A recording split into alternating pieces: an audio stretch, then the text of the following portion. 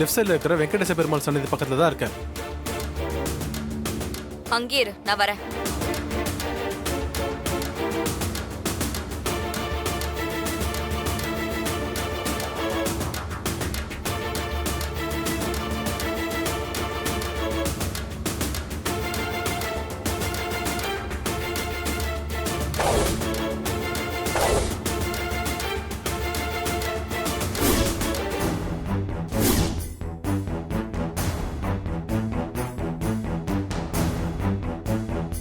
நல்லா இருக்கே ஆரியா? அது உன் கையில தான் இருக்கு. நான் தான் உன்னை விட்டு கொடுத்துட்டேனே. என்ன நம்ப சொல்றியா? நீ நம்பத்துக்கு நான் என்ன பண்ணணும்? நீ இன்னைக்கு தான் ஊர்ல இருந்து வந்தியா? ஆமா, இன்னைக்கு தான் வந்தேன். நீ கார்த்திக் கிட்ட என்ன சொன்ன? சொல்லு, என்ன சொன்ன? அவர் கேட்ட கேள்விக்கு எனக்கு தெரிஞ்ச பதில சொன்னேன். அவன் என்ன கேட்டான், நீ என்ன பதில் சொன்ன?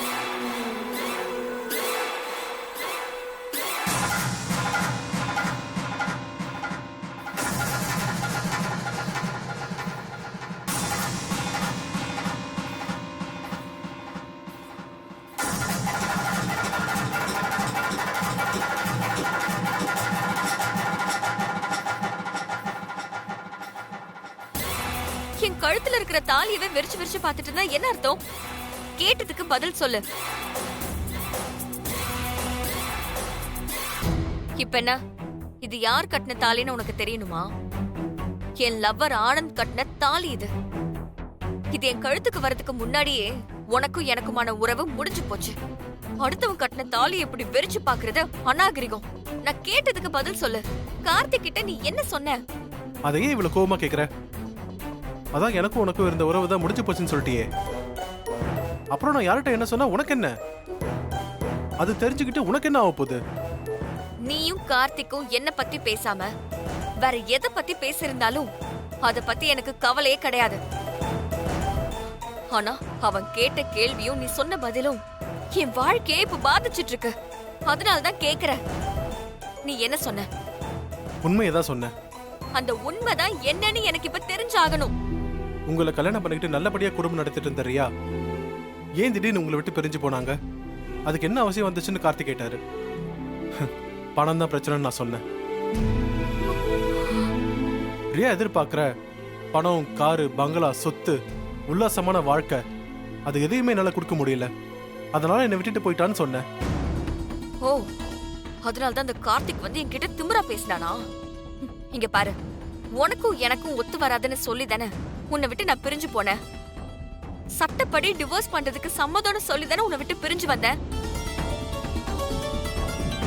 அதோட எல்லாமே முடிஞ்சு போச்சு. நீ யாரோ நான் யாரோன்னு ஆகி போச்சு. அப்புறம் ஏன் வரவன் போறவன் கிட்டலாம் என்னை பத்தி பேசி அசிங்கப்படுத்திக்கிட்டு இருக்க? அதுக்கு உனக்கு என்ன ரைட்ஸ் இருக்கு?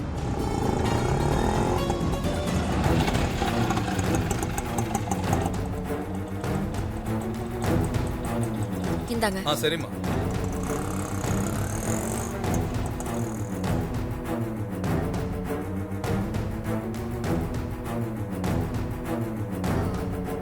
கோயிலுக்கு தானே கூப்பிட்டோம், வந்தாள் அவ. முந்தா நாள் வரைக்கும் சாமி சாமின்னு கோயில் குளமே கதின்னு கடந்தவ இன்னைக்கு எப்படி எது தெரிஞ்சு பேசினா பாருங்களேன். என்னதான் நான் அவளுக்கு அண்ணியா இருந்தாலும் இதெல்லாம் எனக்கு சுத்தமா பிடிக்கல. யாரு? தீபாவை தானே சொல்ற? வேற யார சொல்றேன்? தீபாவை தான் சொல்றேன். அவ புருஷன் வேலை முடிஞ்சு டயர்டா வருவாராம். அவருக்கு பார்த்து பார்த்து சமைச்சு போடணும், நல்லா சாப்பிட வச்சு கை கால் அமுக்கி விட்டு தூங்க வைக்கணும்னு சொல்லி புதுசா கல்யாணம் ஆன பொண்ணு மாதிரி என்னமா பிகு பண்றா பாத்தீங்களா? எல்லாம் பார்த்தேன். அவளுக்கு வாழ்க்கையில இருந்த ஒரே பிரச்சனை எங்க அத்தை அவளை மருமகளை ஏத்துக்கணுங்கிறது மட்டும்தான். அது இப்ப நடந்துருச்சு. அத்தை அவளை மனசார இப்ப மருமகளை ஏத்துக்கிட்டாங்க. இனி அவளுக்கு கோவில்னா அது அந்த வீடு மட்டும்தான், சாமினா அவ புருஷன் கார்த்தி மட்டும்தான். என்ன கேட்டா அது தப்பில்லன்னு தான் நான் சொல்லுவேன். பாவம் தீபா, இப்பதான் அத்தை என்ன மருமகளை ஏத்துக்குவாங்கன்னு கேள்வி மேல கேள்வி கேட்டு எத்தனை நாள் தூங்காம கொள்ளாம அழுதுட்டே இருந்திருக்கா தெரியுமா? இப்ப வாச்சு அதுக்கு ஒரு விடிவு காலம் வந்துச்சே, அத நினைச்சு சந்தோஷப்பட. அத நினைச்சு ஏன் அளவுக்கு சந்தோஷப்படுறவங்க வேற யாரு இருக்க முடியும்? இப்ப எனக்கு இருக்கிற வருத்தம் எல்லாம் நம்ம அவ்வளவு தூரம் கூப்பிட்டும் கோயிலுக்கு வர முடியாதுன்னு சொல்லிட்டாலேங்கிறது தான். சரி பரவாயில்ல, வாங்க என்னதான் இருந்தாலும் நம்மளை விட அவளுக்கு புருஷன் தான் பெருசு. அத நம்ம மதிச்சுதான் ஆகணும். சரி வாங்க. பிரியா, நீ என்னை விட்டு பிரிஞ்சு போனாலும் உன் மேல இருக்கிற அக்கறையில உன்னோட எதிர்காலம் நல்லா இருக்கணும்னு தான் நான் சொல்றேன். இனி நீ உனக்கு பிடிச்ச கல்யாணம் ஆகாத யாரை வேணாலும் கல்யாணம் பண்ணிட்டு சந்தோஷமா இரு. அதில் நான் குறுக்க வர மாட்டேன். ஆனா நல்லா இருக்கிற குடும்பத்தை பிரிச்சு வச்சு அங்க போய் வாழ நினைக்காத. அது ரொம்ப பாவம்.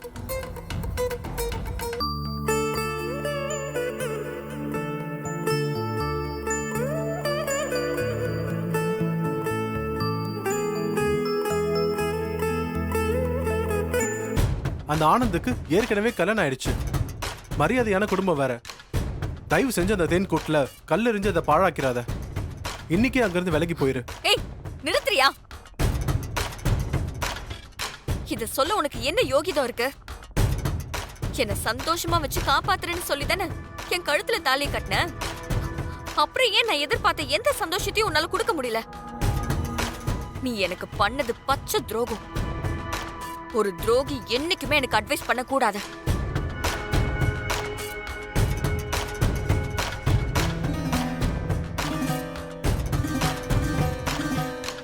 உன்னோட ஆசை நியாயமா இருந்திருந்தா நீ எதிர்பார்த்தது என்கிட்ட இருந்து உனக்கு கிடைச்சிருக்கும். பேராசைப்பட்டா எப்படி கிடைக்கும்? இப்பவும் நீ பேராசைப்பட்டதா தப்பு பண்ணிட்டு இருக்க. அதுக்கு தண்டனை ரொம்ப பெருசா இருக்கும். இப்பவே அதை புரிஞ்சுக்கிட்டு விலகி போயிரு. ஏய், நிறுத்துறியா? எனக்கு அட்வைஸ் பண்ண உனக்கு தகுதி இல்லைன்னு சொல்லிட்டேன். இனிமே என் விஷயத்துல நீ மூக்க நுழைக்காத. இனி அந்த கார்த்திக் போன் பண்ணா நீ அட்டெண்ட் பண்ண கூடாது. அவனை மீட் பண்ணவும் கூடாது. மீறி அவனை நீ பார்த்தன்னு தெரிஞ்சது, பார்த்தா என்ன பண்ணிடுவ? என்ன பண்ணுவேனா? என்ன வேணாலும் பண்ணுவேன். இந்த மிரட்டல் உருட்டெல்லாம் என்கிட்ட வேண்டாம். நான் நினைச்சா இப்பவே உன்னை ஜெயிலுக்கு அனுப்ப முடியும்.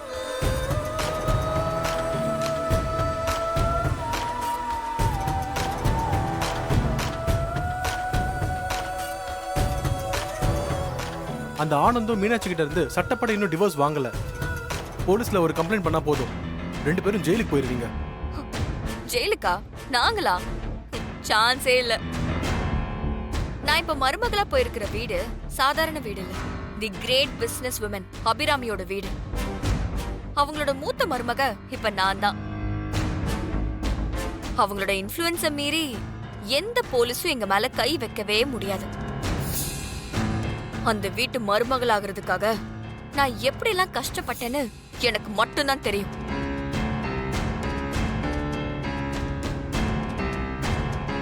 ஆனந்த என் கழுத்துல தாலியை கட்ட வைக்கிறதுக்காக நான் பட்ட பாடு கொஞ்சம் நஞ்சம் இல்ல. அப்படிப்பட்ட இடத்தை யாருக்காகவும் எதுக்காகவும் நான் விட்டு கொடுக்கவே மாட்டேன்.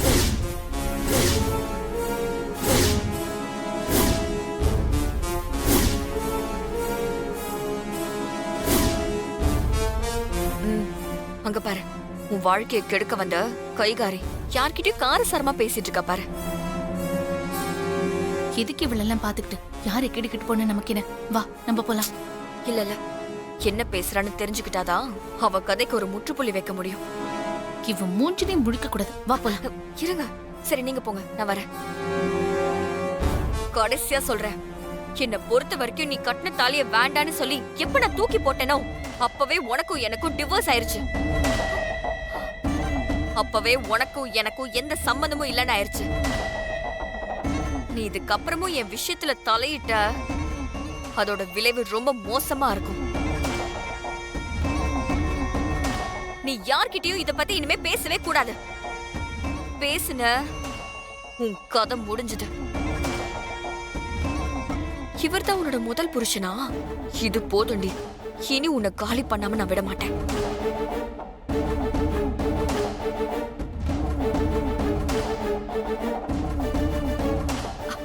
மீனாட்சி, அவ வேற யார்கிட்டயும் பேசல. அவ புருஷன் கிட்ட தான் பேசிட்டு இருக்கா. கார்த்திக் கிட்ட போய் ஏதாச்சும் சொன்ன உன் கதையை முடிச்சிருவேன்னு சொல்லி மிரட்டிக்கிட்டு இருக்கா. அந்த மனுஷன் கிட்ட போய் பேசினா கண்டிப்பா ஏதாவது நல்லது நடக்கும். ஏன் புருஷன் புத்தி நாசமா போனதுக்கு ரியா புருஷன் கிட்ட போய் நியாயம் கேட்ட என்ன ஆக போகுது? விட்டு தொலை.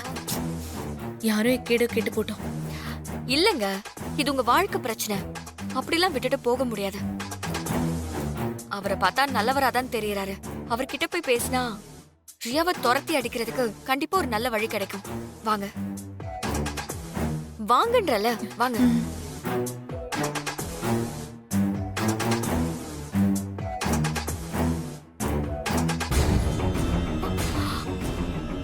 இங்கதானே நின்னுட்டு இருந்தாங்க, அதுக்குள்ள காணாம போயிட்டாங்க. இங்கதானே இருந்தாங்க. அவரு கோயில விட்டு போறதுக்குள்ள வழி மறைச்சு தடுத்துடலாம். சரி. வாங்க போய் பார்க்கலாம்.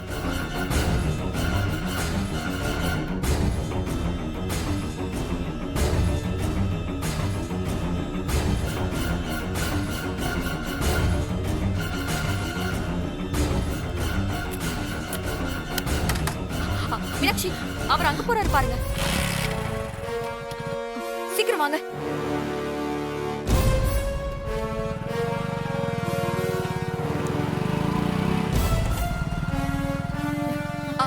ஆட்டோ ஆட்டோ ஐயோ.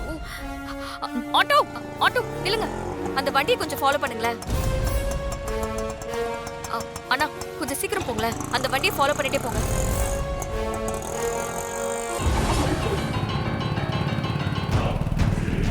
அண்ணா கொஞ்சம் வேகமா போங்களேன், அந்த வண்டியில போறவரை பிடிக்கணும். ஒரு முக்கியமான விஷயம்னா, கொஞ்சம் சீக்கிரமா போங்களேன். இந்த மலைக்கு பிடிச்சிடலாமா? இன்னும் கொஞ்சம் ஃபாஸ்டா போங்கண்ணா.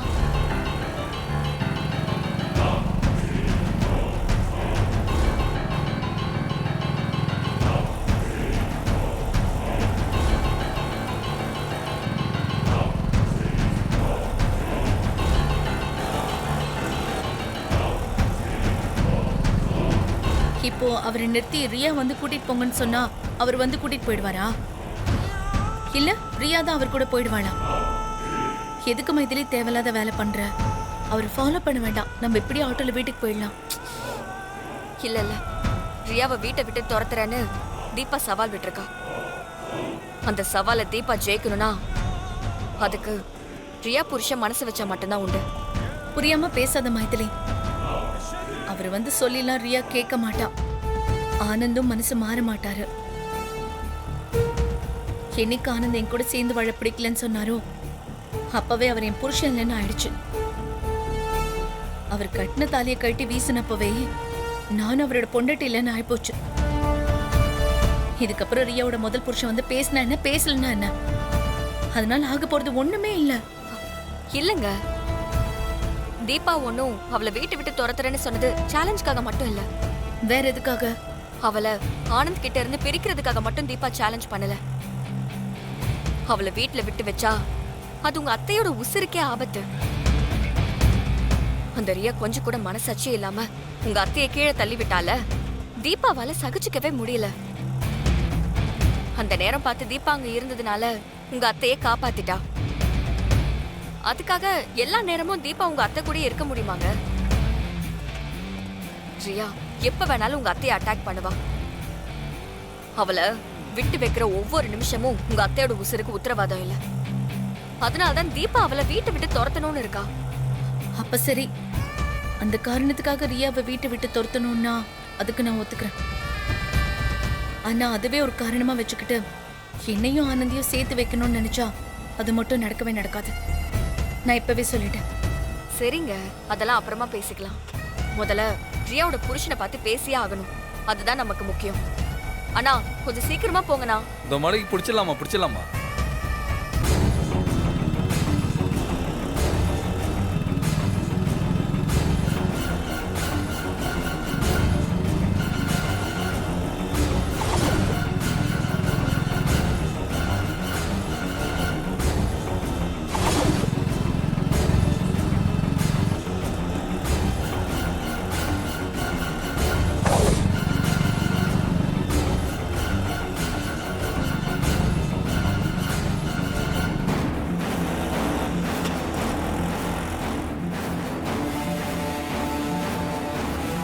ஐயோ, என்ன வண்டியை காணோம்? அது முன்னேறி தான் போகுது. கொஞ்சம் சீக்கிரம் போங்கண்ணா. பிடிச்சிடலாமா? சரிங்கண்ணா.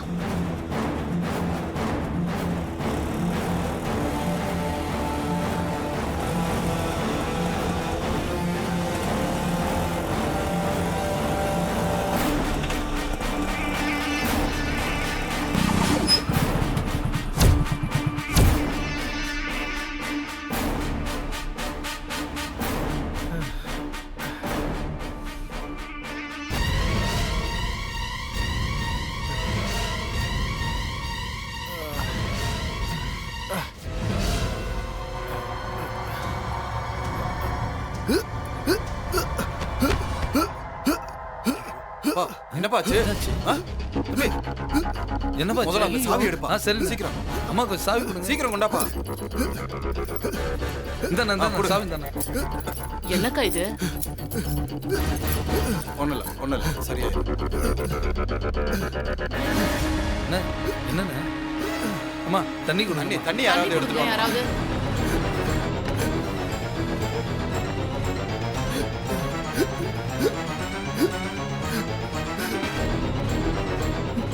எப்பவும் போல காக்க வலிப்பா. அனுபவி, நல்ல அனுபவி.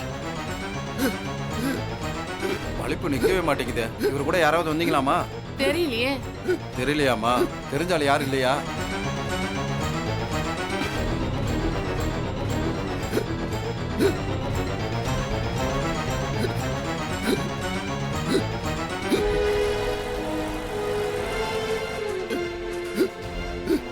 ஆட்டோ நிப்பாட்டுங்க. மீனாட்சி அங்க பாருங்க.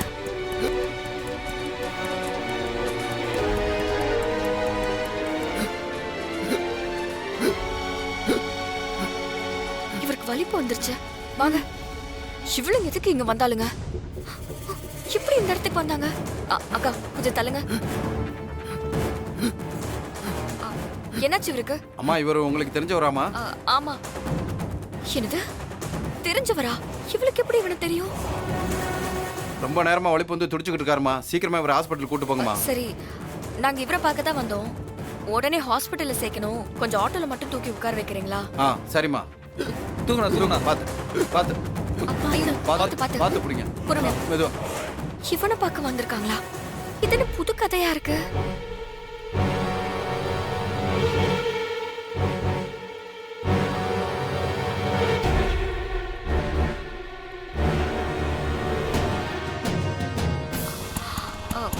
அண்ணா பக்கத்துல இருக்க ஹாஸ்பிட்டல் போங்க.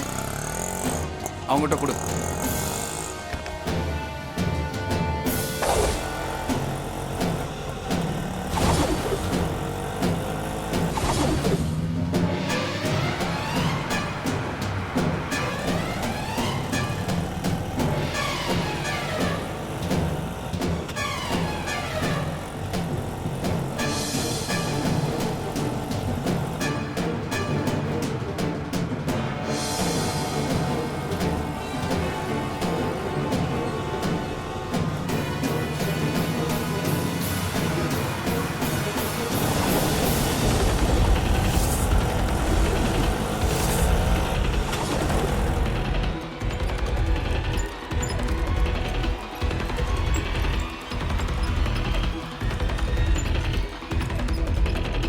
என்னாச்சு இவருக்கு?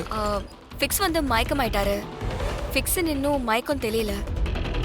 கொஞ்சம் சீக்கிரமா என்னாச்சுன்னு பாருங்க டாக்டர்.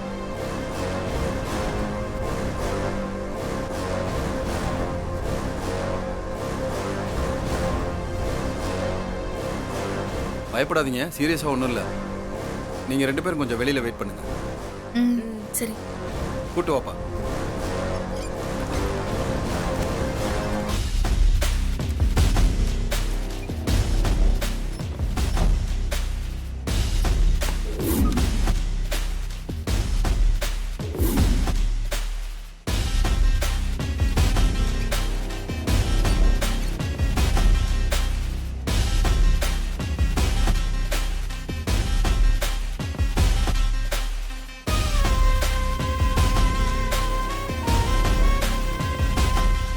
சரி, நான் இந்த விஷயத்தை தீபாக்கு ஃபோன் பண்ணி சொல்லிடுறேன்.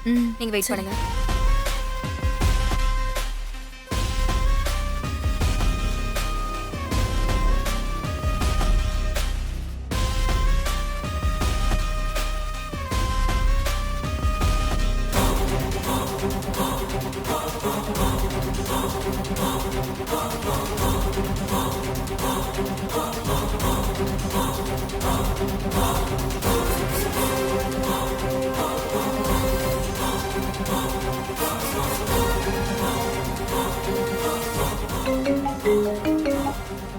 சொல்லுங்க அண்ணி. தீபா, என்ன நடந்துச்சு தெரியுமா?